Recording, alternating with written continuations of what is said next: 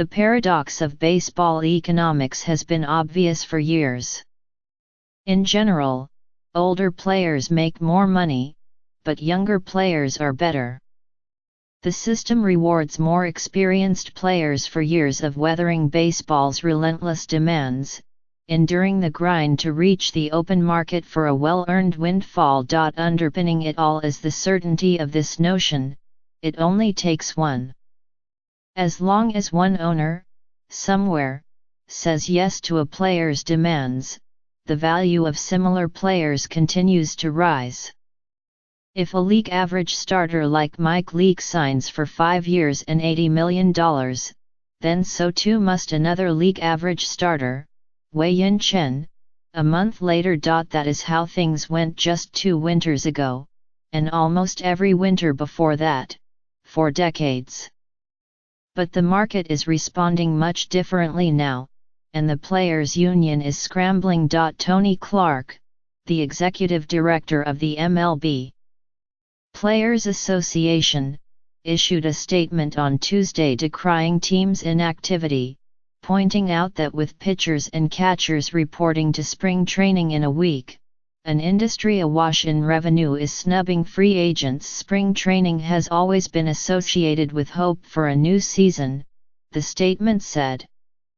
This year a significant number of teams are engaged in a race to the bottom.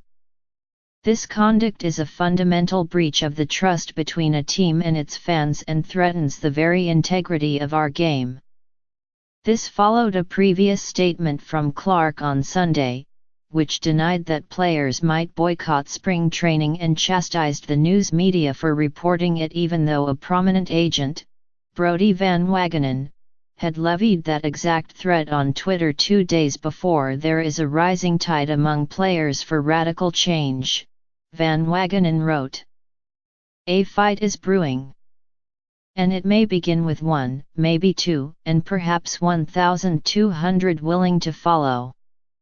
A boycott of spring training may be a starting point, if behavior doesn't change.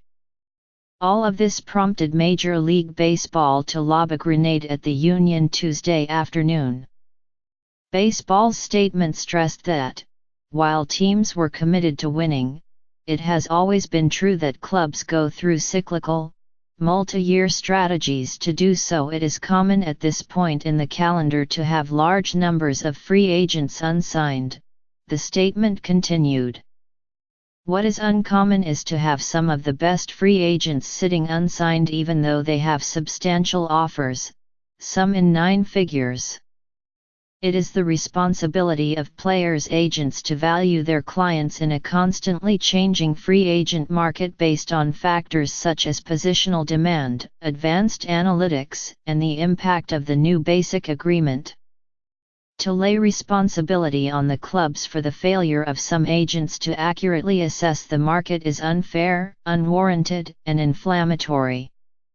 The league did not say which players had received 9-figure offers, though various reports have said that Eric Hosmer and J.D.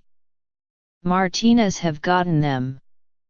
Both players are represented by the agent Scott Boras, who also represents the unsigned Jake Arrieta, Mike Moustakas, Greg Holland, Carlos Gomez, and Carlos Gonzalez. Boras has a long history of securing lucrative deals for his clients, and of waiting for teams to provide them.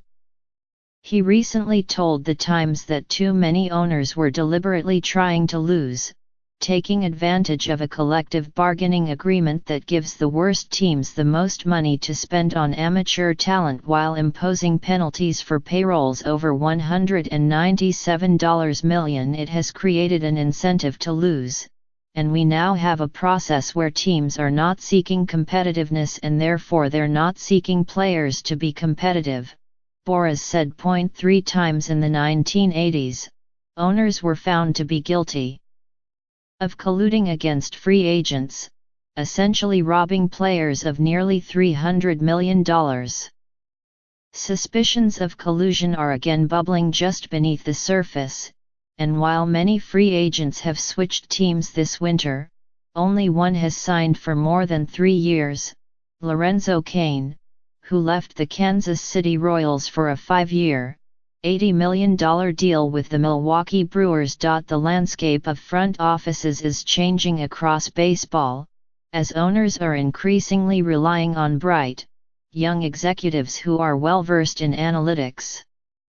Few, if any, statistical models would recommend extravagant salaries for players whose performance is likely to decline. Players need 6 years of service time to reach free agency, and the union could push to reduce that requirement in hopes that the most coveted players get the most money. But the collective bargaining agreement runs through 2021, limiting the union's short-term options. The league has reopened the CBA to strengthen the drug program, but not to adjust the game's financial structure. Of course, some players do perform well after free agency, like Max Scherzer, a Boras client who has won 2 Cy Young Awards in the 3 seasons since the Washington Nationals gave him a 7-year, $210 million contract. Yet many others have been busts, including Carl Crawford, who did not play last season but collected $21.9 million from the Los Angeles Dodgers to finish a 7-year, $142 million deal he got from the Boston Red Sox. Josh Hamilton has not played since 2015, but the Los Angeles Angels paid him $26.41 million last season to finish the 5-year, $125 million contract they gave him after the 2012 season. The Angels had traded Hamilton to Texas in 2015. Last season seemed to underscore the preeminence of younger players. None of the top 7 finishers in 2017 Most Valuable Player Award balloting, in either league, have ever been free agents. Only 2 players had even accumulated enough service time to be eligible for free agency, and both Giancarlo Stanton and Joey Votto had signed long-term deals before hitting the open market. This market still has players who could clearly help teams. A rotation of Arrieta, Yu Darvish, Alex Cobb, Lance Lynn, and Jason Vargas would win a lot of games. But those players and many others remain unsigned, and their union is furious but powerless to do much about it.